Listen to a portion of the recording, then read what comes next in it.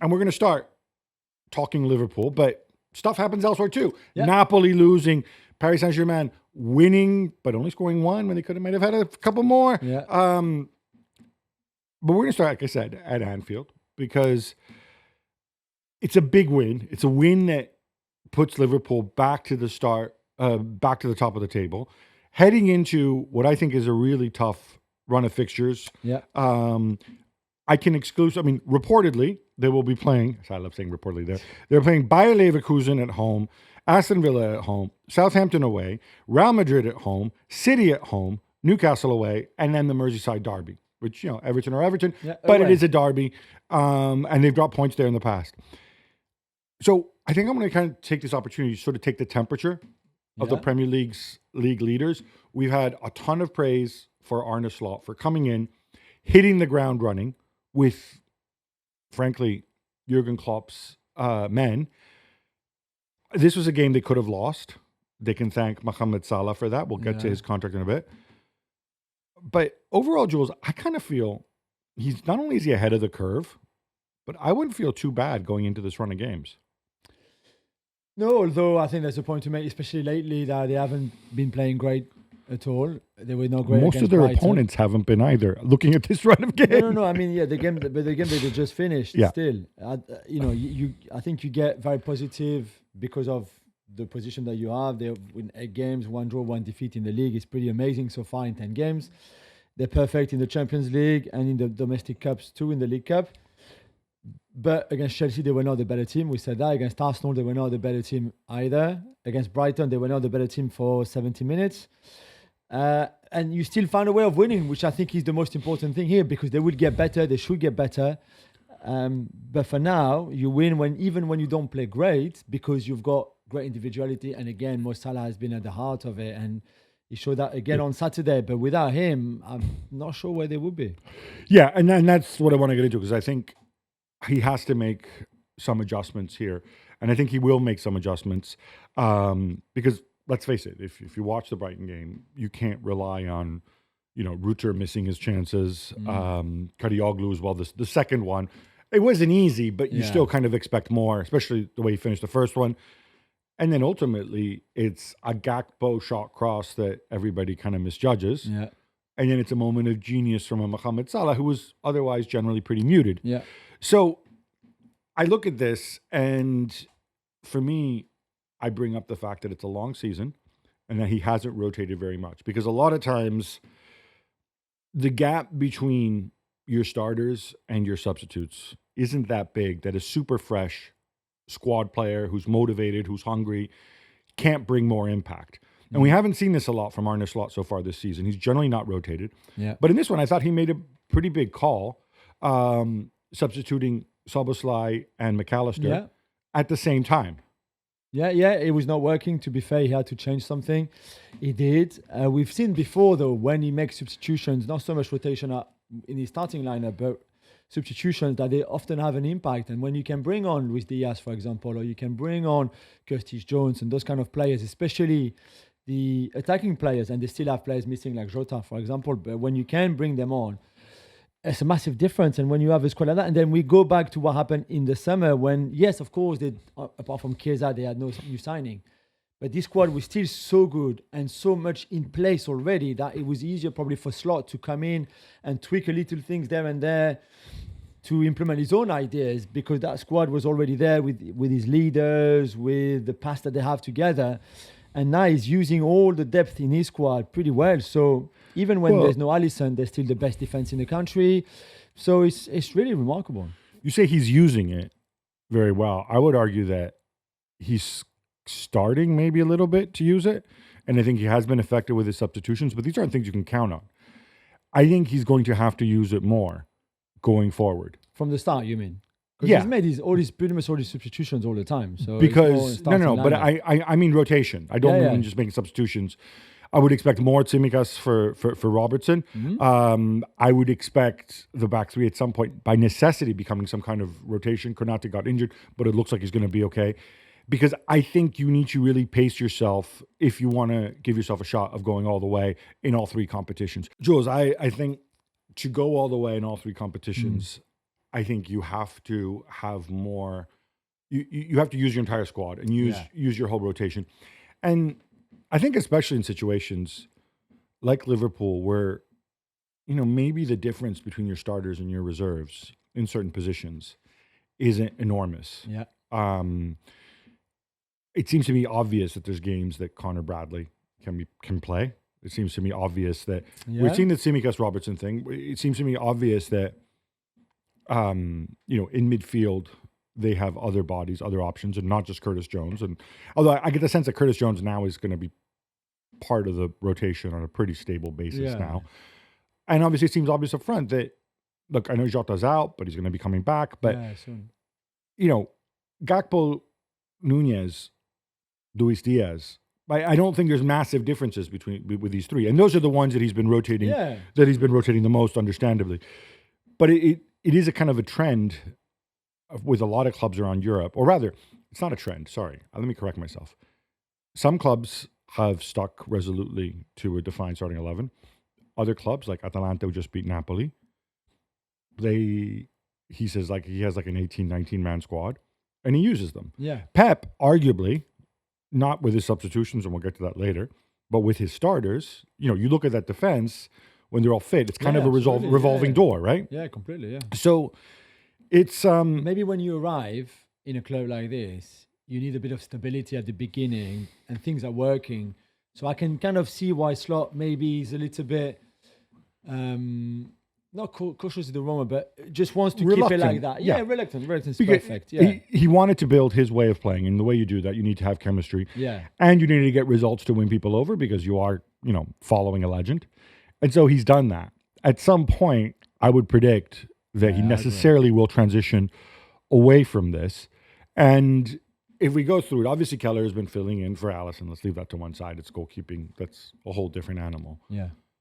But Bradley for Alexander Arnold, as I said, seems to be pretty obvious in certain games. Yeah, it really is. Certain games. Because I think of all the positions you mentioned, this is the one where they are very different to each other. They play in a very, very different way. Yeah, completely. Bradley is just an overlapping right back, where Trent is nothing but that, everything but that. So that's the one for the others.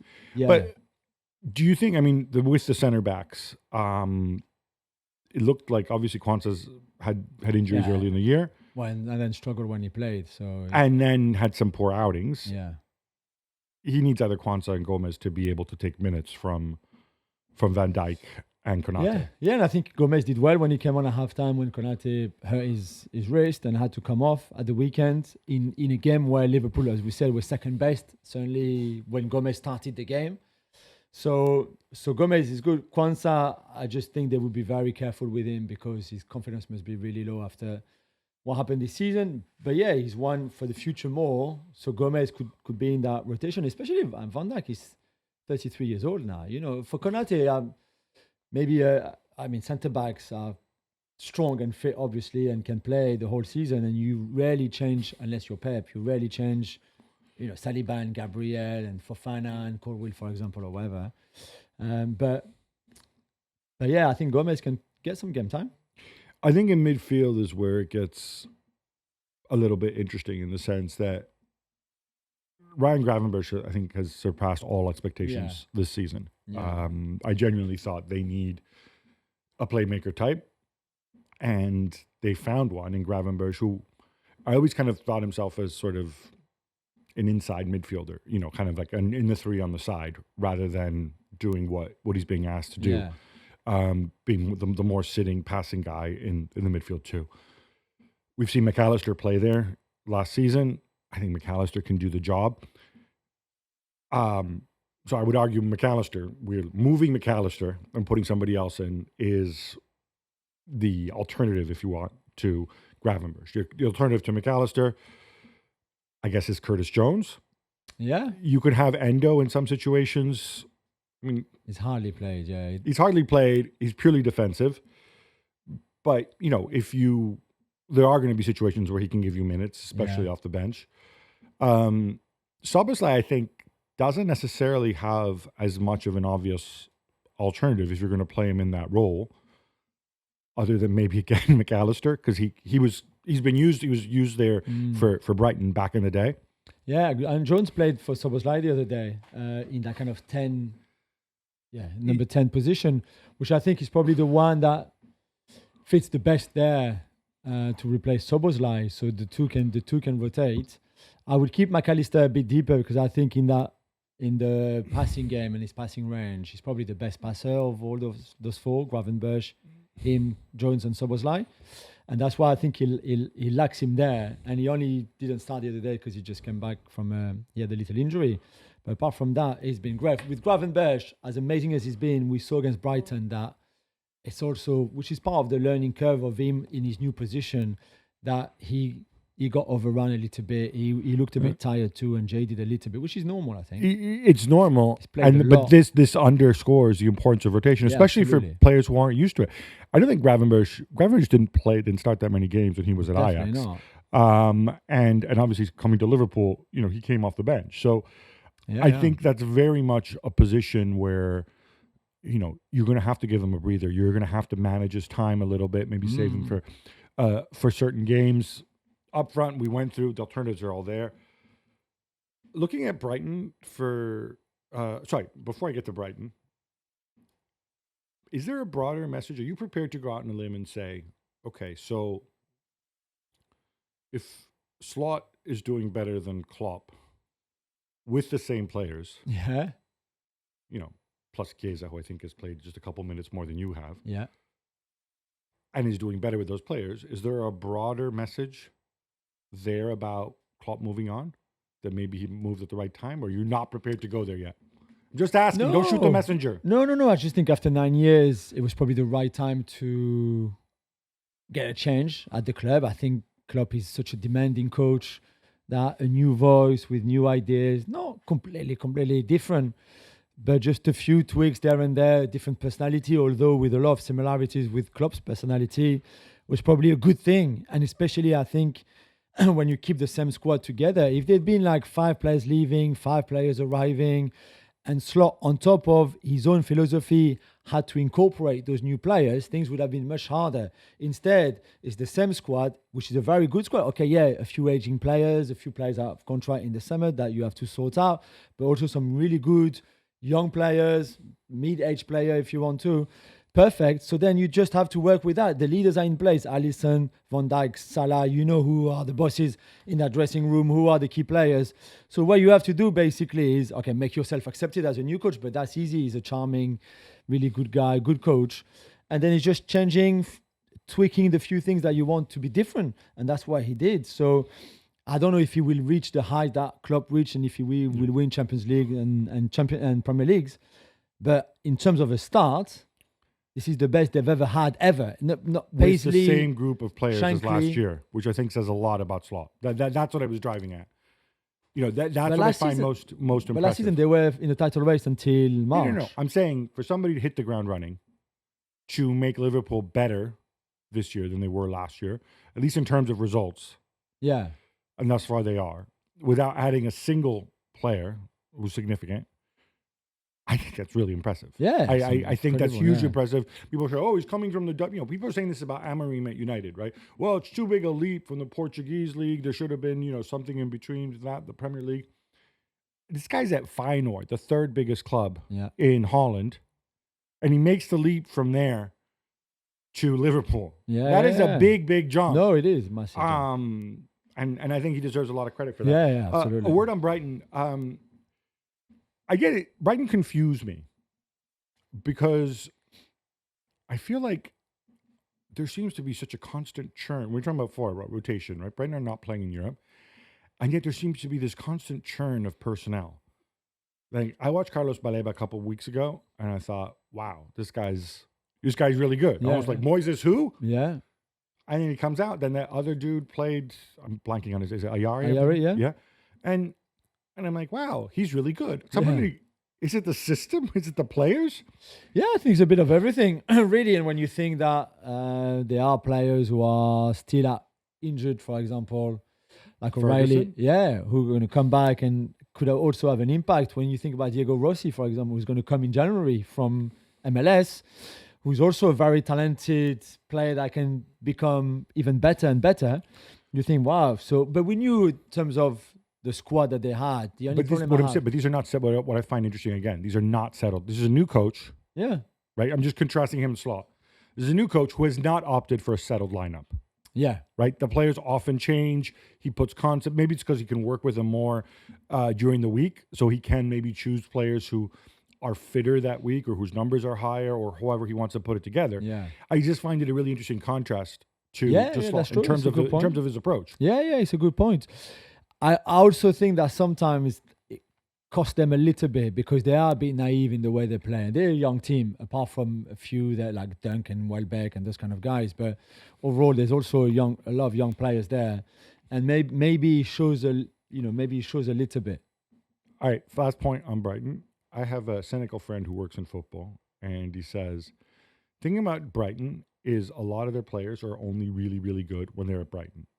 After they leave, if you look, That's not true. That is not true. all right, Who? that's why Tell me. I'm putting it as So who? All right, can you tell me what players have been better after leaving Brighton than they were at Brighton? McAllister. Caicedo is already better this season than he was at Brighton. I don't think he was better than he was at Brighton. Not yet. He's back close to his left, but he had a whole year This- away from Brighton where he was But several notches now, below. Right? now he's Okay. one He's of still the not best- 100, but he's not 100. He's one of the best midfielders.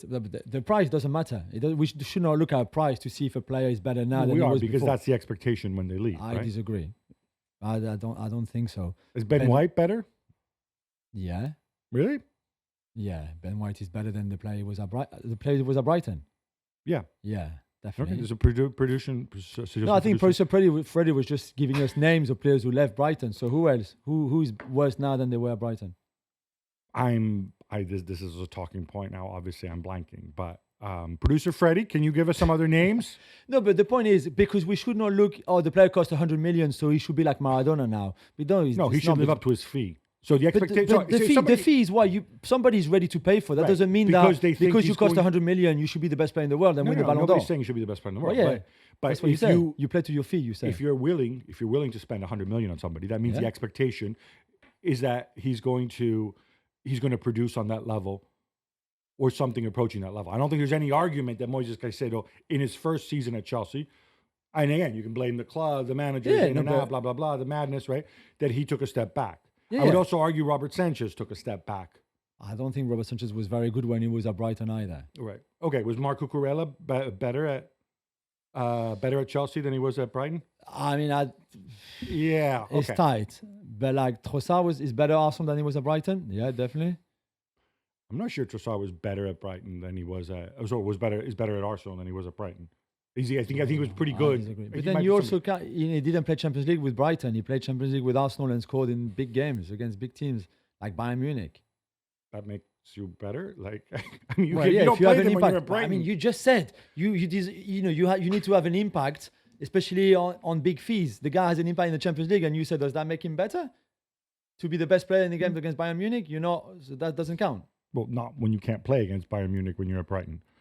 But that's exactly what I you would said. argue. I would argue Trossard has kept his level. Yes, I don't think Trossard is a lot I better. think He's a it's much just better because player it's your today. friend's opinion, so you want to go with him, it's fine. But I don't buy this at all. That players leave Brighton and are worse wherever they go to when they are in Brighton. I'm not saying they're worse. I'm saying is Well, you said they're not better. playing within the Brighton environment maximizes these players. When they leave and they go somewhere else, it's a different environment, Yeah. and there's probably more players who do not live up to their fee. This is his point. Than when they're there, and I think in the case of we can mention players who've lived up to it or who maybe have surpassed it. And obviously, McAllister was very good at Brighton. He's very good at Liverpool. Right, I'm not arguing that one. Right. Yeah. But I think Caicedo, without question, I think Robert Sanchez, maybe just the ones who go to Chelsea. But Cucurella. Caicedo this season All is right, okay, Levi last season, Colwill, another one, right? He's going to be good because he was really good, right? But he was better at Brighton than when he came to Chelsea at first, right? Yeah, but we're talking. Yeah, okay. If we look at last season, yeah. Maybe it's just the Chelsea thing. I don't know. No, I don't know if it's just a thing. I think if you look at now, but it's also when you play for a smaller club with no pressure, no expectations. Right. It's true. And when you have De Zerbi as a coach, and then you go to a much bigger club with a lot of expectations and pressure, and you've got Pochettino and it's a mess, I think it's harder to do well there for anyone. I was just throwing it out there, and to support you, No, I will mention a player who improved tremendously after leaving Brighton, and that is the star of Sporting. You know what I'm talking about? Center forward, Oh, okay. Victor Gyökeres. Yeah. Much better after leaving No, Brighton. sure, that settles the argument, you but go. it's a good point.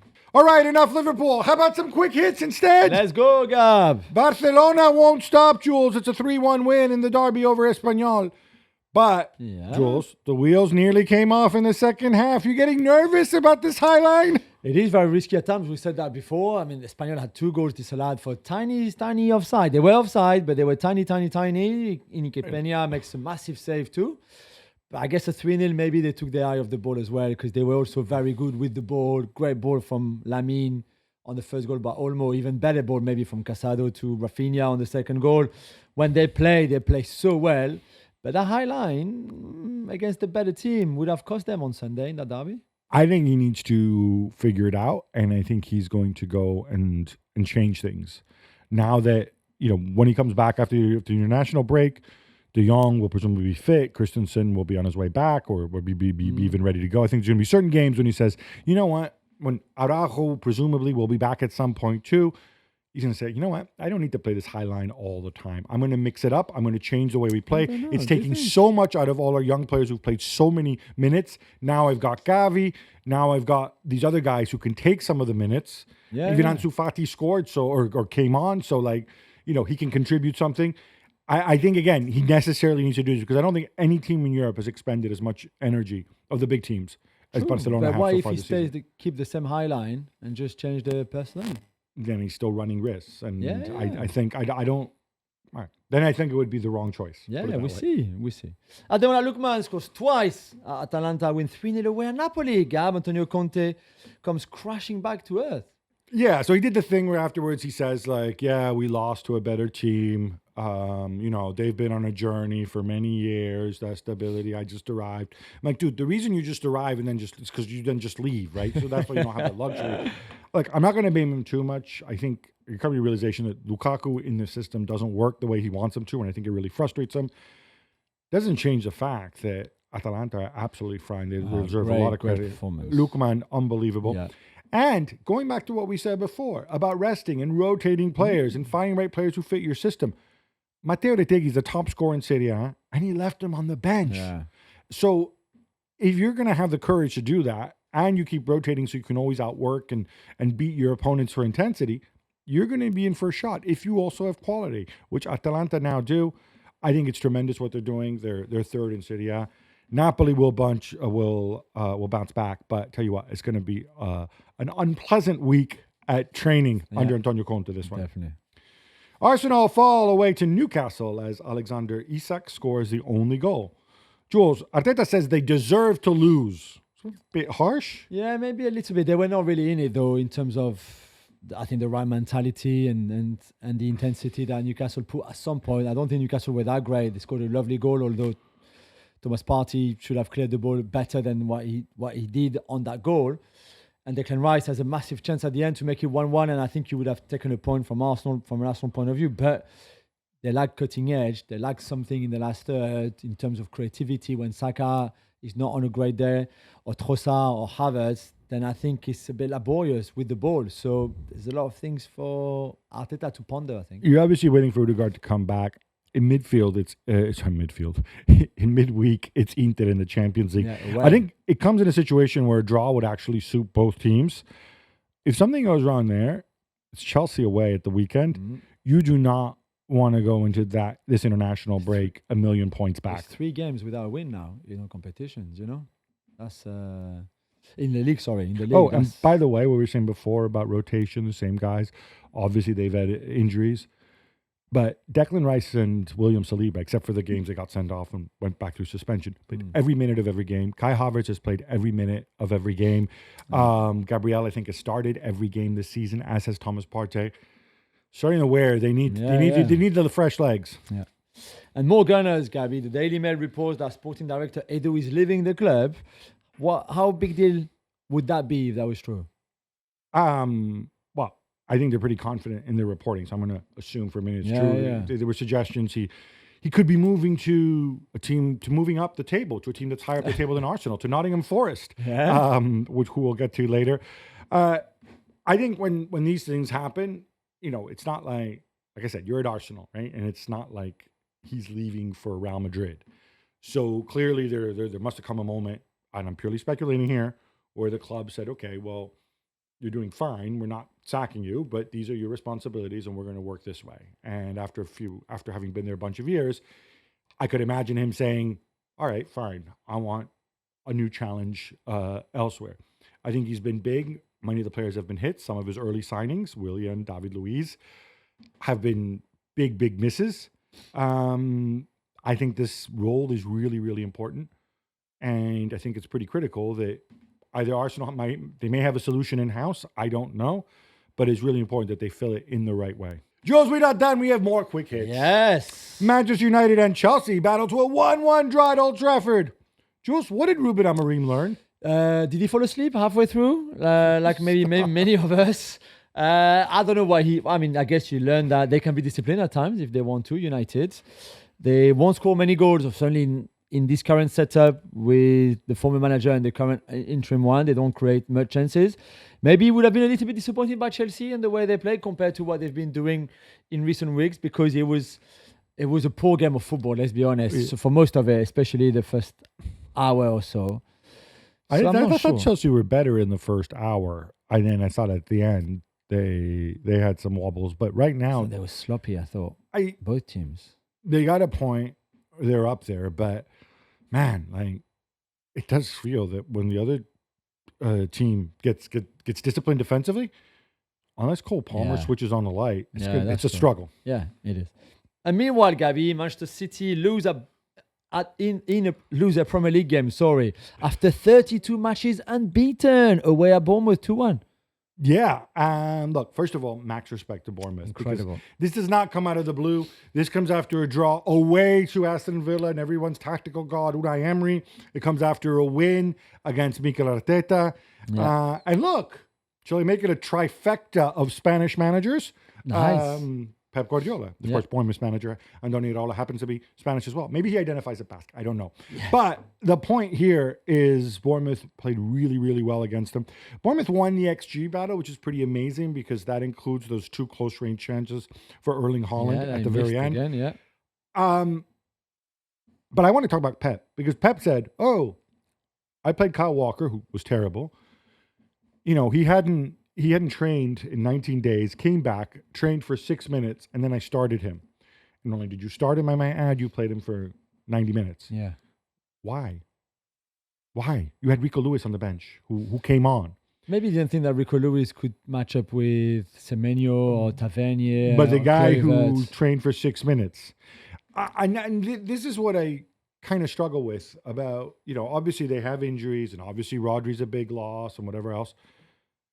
And I'm not going to question Pep has a right to do whatever he wants. And he's often been successful at being unorthodox. I'm just wondering, wow, this is a logic I don't understand. I'm sure he has his reasons. Kevin De Bruyne is back fit. You're chasing the game. Okay, he can't play much. But at least can you not come on to hit a free kick or a set piece or something with a little more quality than what was out there? Bernardo Silva, to me, looks tired. Looks like he's played too much. And I think Pep realizes that. Savinho, another one, on the bench, didn't come on. Jeremy Doku comes on for 5 minutes. He can play for 5 minutes, but he can't play for... It seemed weird. I think they got to get it together very, very quickly. We can't just pin this all on the fact that Rodri's out. There obviously are other issues at play here, right? Yeah, and they haven't been good for a while. It's not just new on Saturday where they could not match up with the intensity and the press of Bournemouth. They just haven't been good recently. They keep conceding goals, falling behind. They've won a lot of points from losing positions. Good for them to come back, but there are games like this one where you don't come back. And they could have won if Haaland puts a shot up, puts those True, shots away, and the Foden at the end. The last 10 minutes, Bayern cruised past previously high-flying Union Berlin, 3-0. Jules, 3 wins, 12 goals scored, none conceded since the debacle in Barcelona. All well again?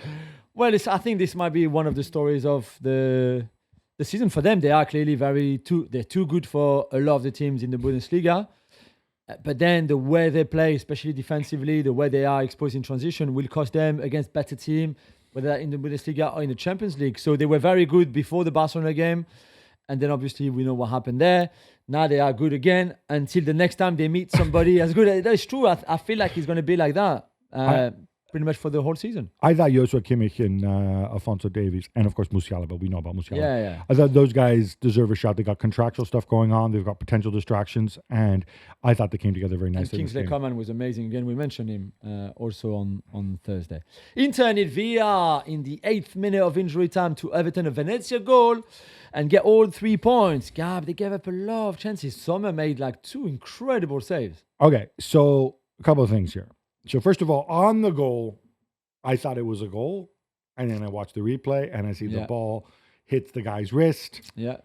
And then you have to disallow it. This isn't intentional, non-intentional. Ball comes in straight off your arm. It's cruel, but it's cruel, but whatever. Yeah. They gave up a ton of chances. I agree. They also created many, many more chances. And you know, I always say, I worry more when you're not creating chances. Yeah. Now, obviously, you don't want them to play this open. This game could have easily finished 5-3 to Inter, and nobody would have batted an eyelid. Yeah. They do need to tighten up at the back. But again, this is where he's got the options. He's got the rotation. I expect him to be a lot tighter against Arsenal midweek. How about some love for Tottenham Hotspur, Jules? Big Ange's crew go a goal down in the first half and storm back in the second to beat Unai Emery's Aston Villa.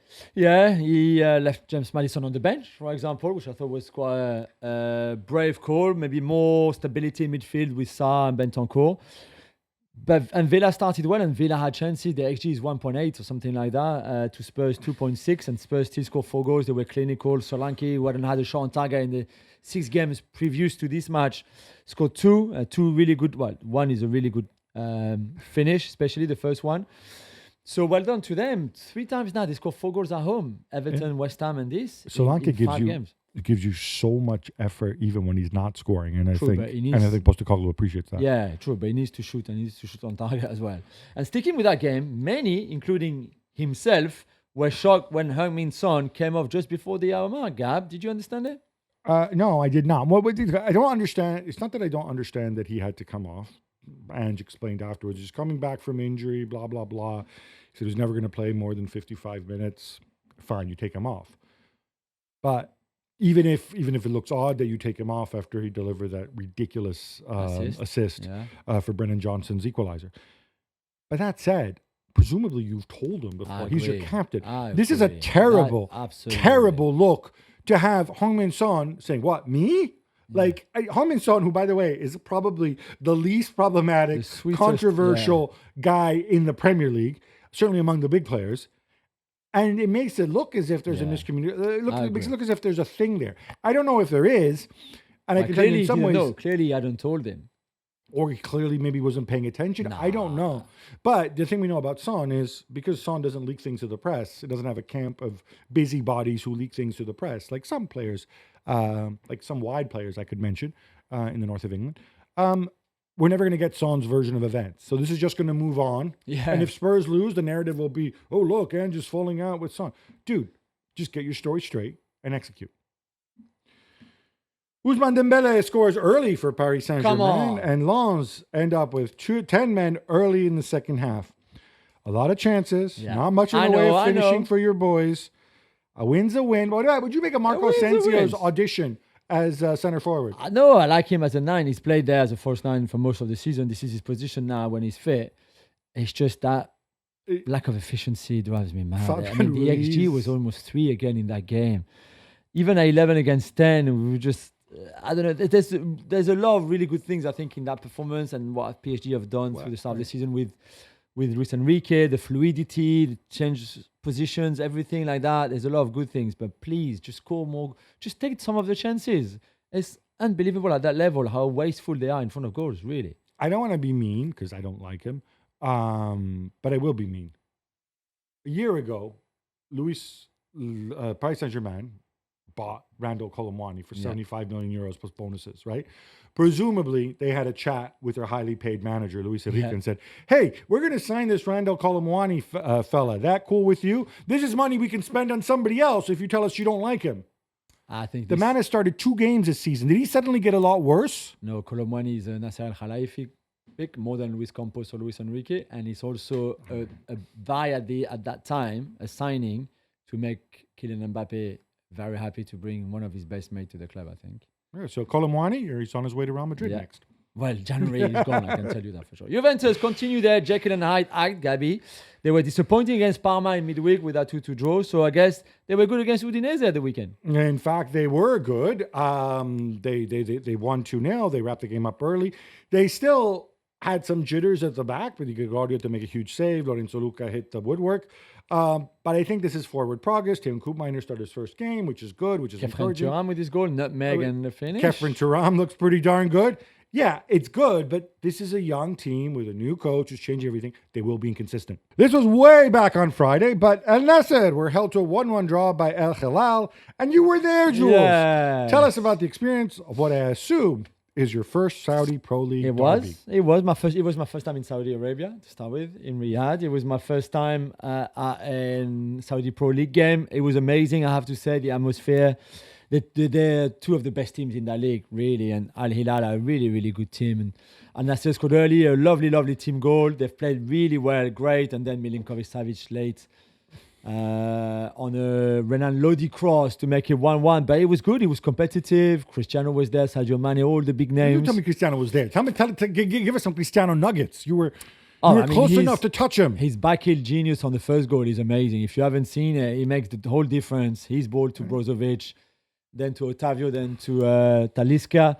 So it was great. And the atmosphere was lovely. Any pyro? Everybody, no pyro, but just great. They've got this amazing tunnel at Al Nasser with the LED lights, and it's just it looks like a kind of a cave. It looks amazing. Instagrammable. Very much so. Very much so. So no, it was. I hope I'm back soon because it was lovely. Gab, I'm sure you are a big Olivia Rodrigo fan. Any song you would like to sing? Maybe not. No. No, okay, maybe not. No, but I do appreciate her reinvention from sort of teeny bopper to sort of more soulful, quasi Alanis Morissette. Okay, that's more than I know about her. Anyway, but what do you make of the abuse that she got on social media after the Ballon d'Or ceremony? So I think some of the media who were outraged by this and turned this into a story, the story being that fans of Vinicius Jr. mistake Olivia Rodrigo for Rodri. Okay. Even though I mean, Rodrigo they don't look the same, but it's the same name. Yes. I think it's a joke. I think the joke, I think they've duped some media into thinking that they're so stupid that like, oh, look, we think we can't find let me find Rodri on Instagram. And I just type in Rodri, autocorrects to Rodrigo. I guess Rodrigo is his real name, but whatever. Yeah. And they're like, oh, 10 bazillion followers. Oh, must be him. You stole the Ballon d'Or from Vini. No. Those fans, I think, are stupid for getting bent out of shape over it, but whatever. Yeah. They're intelligent enough to know that Olivia Rodrigo is a different person. I think the whole notion is sort of some kind of postmodern thing where they say, well, Rodri's not on social media. You're the closest person, so we're going to vent at you. To me, there's no other. I think they're doing this tongue-in-cheek. This is what's wrong about the game. You don't think they're doing this tongue-in-cheek? Well, I just, or if you don't, you must be really stupid if you I refuse to believe that. I know. Do not panic. Do not adjust your podcast device. It is not 1979 or even Cloughie in the late 80s. After the 3-0 win over West Ham, Nottingham Forest, 2 times champions of Europe, are third, and Chris Wood has become the reincarnation of Alan Shearer. I know. I've got no words for Chris Wood. Incredible. His 8th goal of the season in 10 Premier League matches, 8 in 10. I think his XG is below 4, so I don't know how sustainable it is. We've said that before on the show, but take nothing away from him. Even if he's scoring chances that you don't expect him to score, he's doing great. Everything's going their way. They play good football, not Nuno style at all.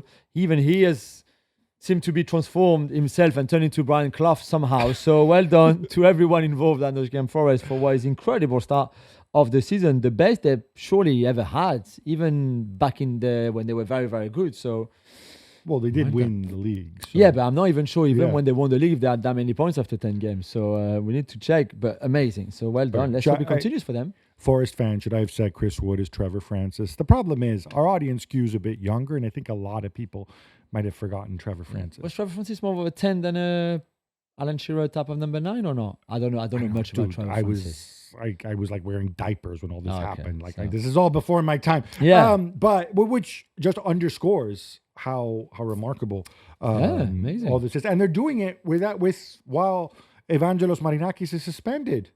Yeah. He's expectorating on somebody else's floor right now. Exactly, with his lawyer. Milan beat Monza 1-0 with a Tijani Reinders goal. Gab, they need a win and a performance. Did they get both or just the win? No, they only got the win. They did not look good. You know who did look good? Daniele Maldini. Yeah, I was going to say. Ridiculously almost good. scored an amazing goal. Look, they deserve to win. They always look dangerous in transition because they have a billion guys running forward into space. We're not seeing any of that kind of possession-based patterns of play, probably also because Yusuf Fofana just arrived. And also, I don't think that's his skill set. I mean, you watch a lot more of him. I mean, he's not a deep-lying playmaker. No, definitely not. They looked better when Rafael Leao came on. Of course. And Rafael Leao, he had one move where he beats like 3 guys and then screws up his finish and kind of like encapsulate Rafael Leao. It was interesting because there was a contrast where Pioli talked about, I love Leao. I love Leao with his faults. I love him when he's good. I love him when he's bad. You have to have him out there, blah, blah, blah. And then you compare it with Fonseca, who says like, well, Leao is one of many players we have. For me, Leao is like Yunus Musa. For me, Leao is like Noah Okafor. And I don't know what the right approach is. So much of the idea like that the Portuguese coach... show the love or show the not love? Yeah, so much of the idea that the Portuguese coach would stick up for the Portuguese player. No, it's not working like that. Yeah.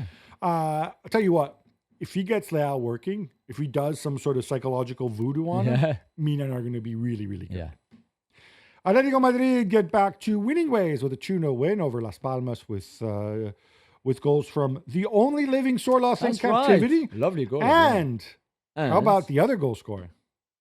Yeah, well, that's Giuliano Simeone, the son of Diego Simeone. His first goal, his first senior goal.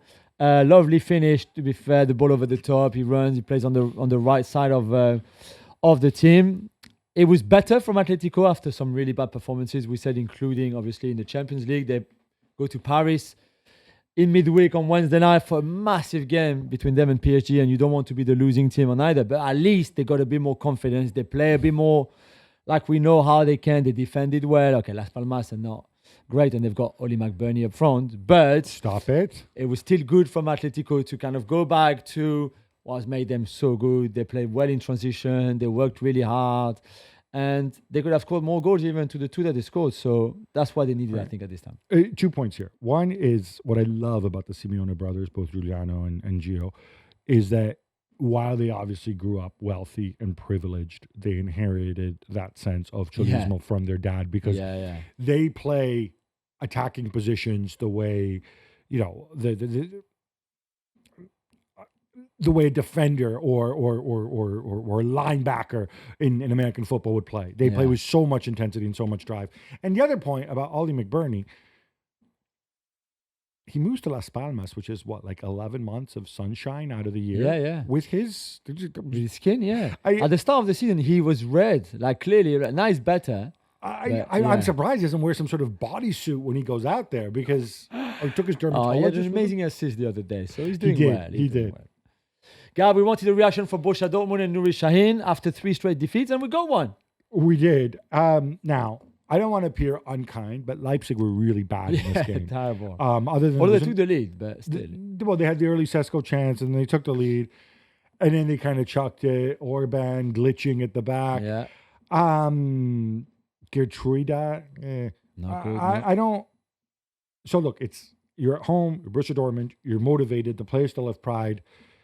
I don't want to read too much into it. Sahin said afterwards, like, we could lose 7 games in a row and I would still believe in my players. I'm like, yeah, that's great. But it's not really about whether you believe in your players, whether your players believe in you. Yeah. I think the players have enough pride to knock off the team that was joint top of the table with or without Sahin. I need to see this carry over into the Champions League. Yeah. Marseille moving to second place with a 2-1 win at Nantes. 7 goals in 10 games for Mason Greenwood, Jules. Yeah, he had another one. Remember, he had a shocker the weekend before against PSG in the Classic where he was taken off at halftime for not doing anything in that first half. But to be fair, nobody in Marseille did anything in the first I know, half. but he other than was get sent off. his behavior was outrageous. The lack of effort and the lack of commitment and concentration was so bad that he was heavily criticized the whole week. So that's his response, and he's responded with a goal.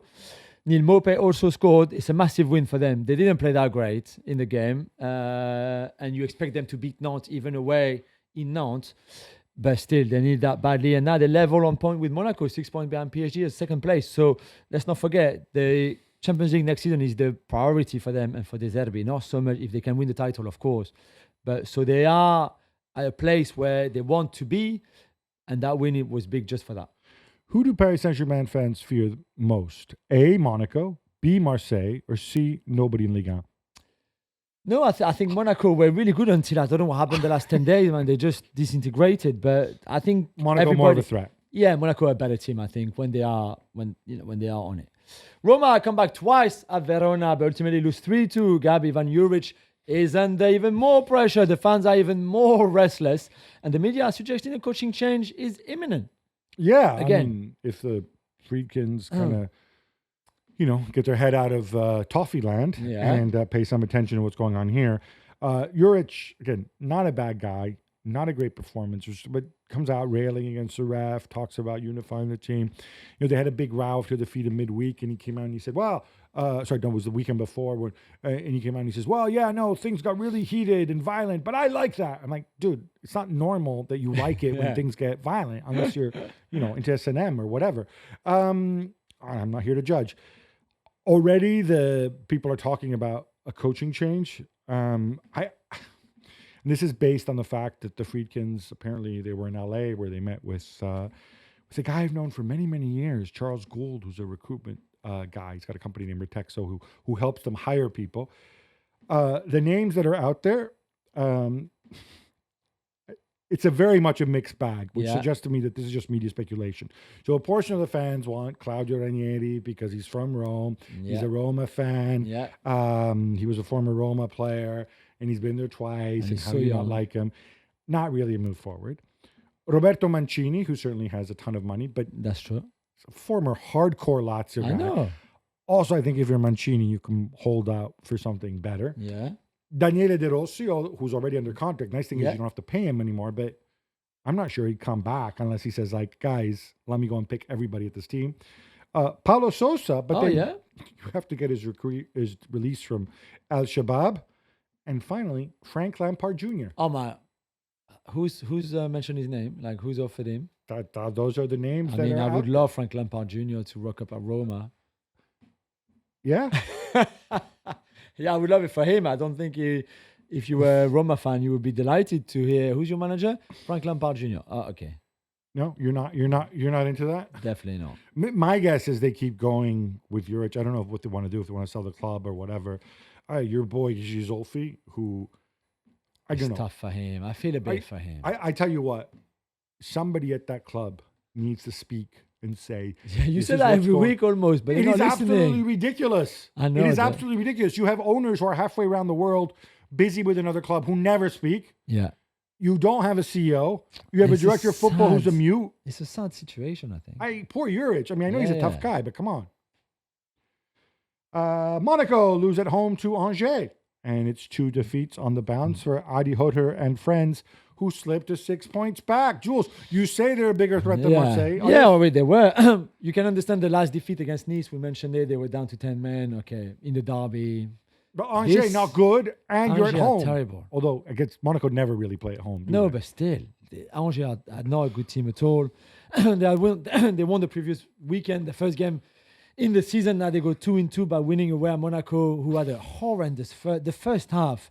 Was one of the worst first halves I've seen from any teams in Europe this season in all the games that we watched, Gabi. So from such a talented side with a good coach, and he said, when we don't control our emotions, anybody can beat us. Well, I'm not sure your emotions against Angers at home should be high in the first place. If you were playing Real Madrid and you had the big Galacticos come in and, okay, maybe you feel the emotion there in a packed stadium. No, what emotions do you feel against Angers before the game? None. So a massive blip for them. Really, really terrible. And now they have to bounce back in the Champions League in midweek. So it's a massive They're game. not in a bad spot in the Champions League, so No, exactly. Yeah, but yeah, they need to really react.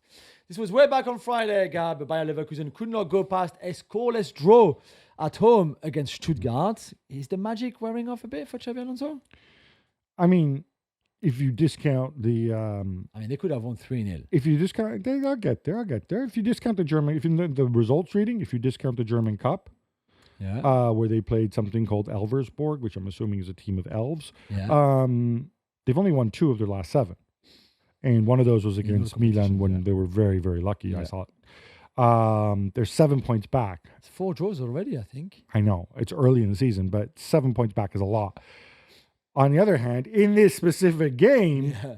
the XG I have is 2.36. You Yeah. said they could have won 3-0. They hit They the woodwork probably 3 could have times or twice. hit the woodwork a bunch of times. I don't think the magic is wearing off, but I do think Granit Xhaka is right when he says they have to be on point. They were on point on this game against a good opponent that made it tough for them, and they deserve the win.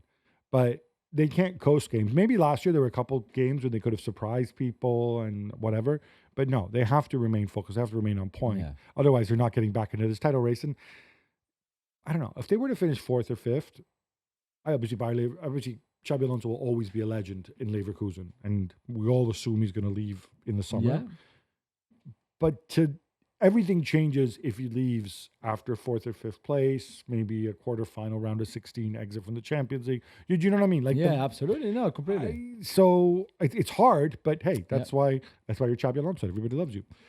After winning away to Feyenoord, Ajax come from behind twice to beat PSV Eindhoven, who had won every league game this season. Jules, I bet you feel so sad for Peter Bosz. What happened? But can we also show the Wunderkind Farioli some love? Yeah, we should, because he's transformed this team massively. Not just in this game, but since the start of the season, giving it an identity. This game was brilliant to watch. If you want to go and watch it, or long highlights, because Ajax just never stopped trying, never stopped running, never stopped moving the ball. And it's not perfect. They make mistakes. It's still a very young team. Like Frisch Jim, Hato. Yes, you've got the very experienced Jordan Henderson, and our friend Neda Manua was at the game to watch Jordan.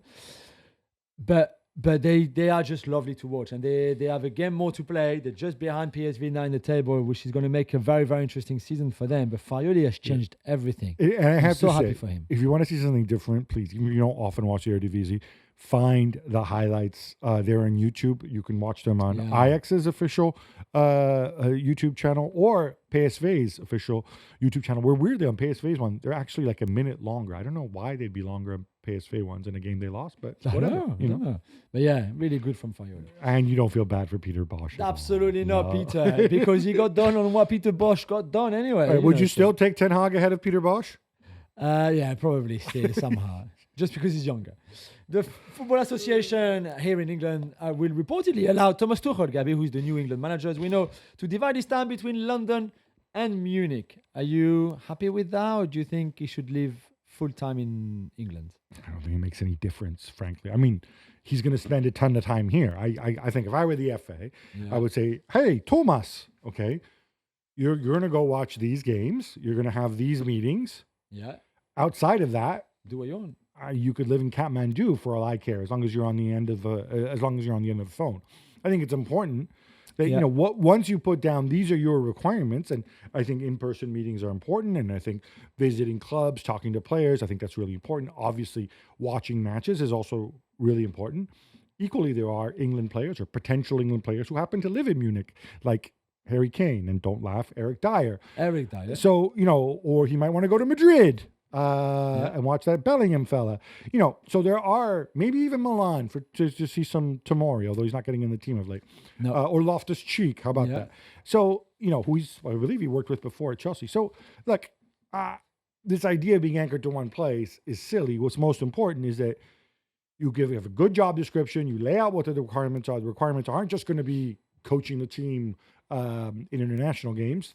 And if he can fulfill those in his own time is his own time. Yeah. Jules, Bochum are really bad. Really bad. Really bad. Really bad. 1 point all season long, and this time they lost.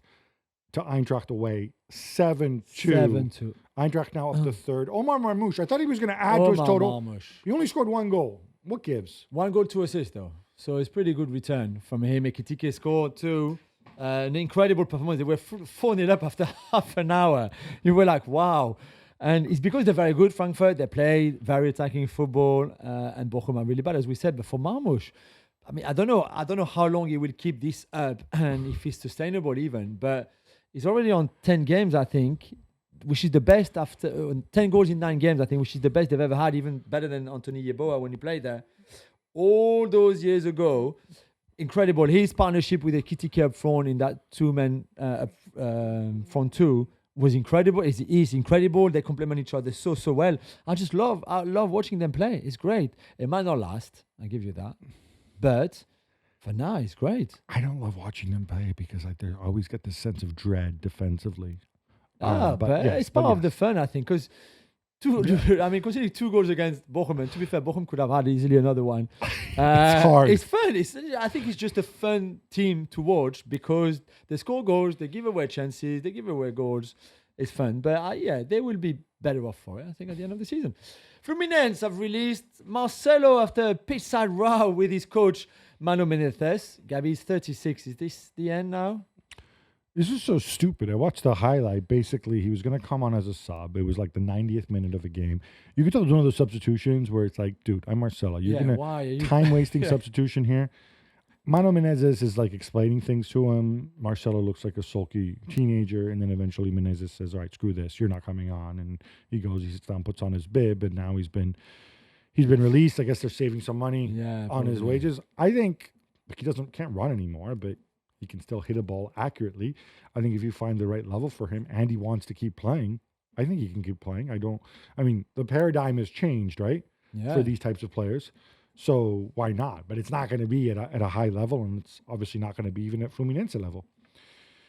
An injury time strike from Jean de Silva gives Atlanta United a 2-1 win over Inter Miami in the MLS playoffs. Jules, this means it's going to a third game. Yeah, because if you're not familiar, it's the best to 2. Is that what we say? Best of 3. Best of 3, sorry. Best of 3. So the first Darwin 2 goes through. Not a good night for Miami. Not a good night for Leo Messi either.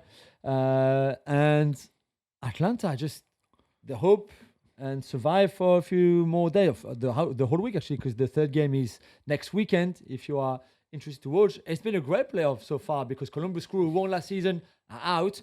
They were knocked out last night. LAFC lost 3-0 away at Vancouver to set up a third game as well, which will be in LA next weekend too for Giroud, Lloris, and all the others. So wonderful, wonderful stuff. New York City, the New York City FC qualified. So it's just all kicking off. I think it's great. You know that the team that beat LAFC 3-0, you know you're going to get this. I'm used to your accent, but on social media, they will point out that... Well, how did you say? They will point out that Vancouver is not in Quebec. Vancouver, sorry. Vancouver, not Vancouver. Vancouver. Right. Yeah, so it's good. I'm just, yes. Although cynics, and there's some already out there saying, oh, well, of course it's going to a third game, another night of Lionel Messi, an extra match of Lionel Messi on television, a few more ducats.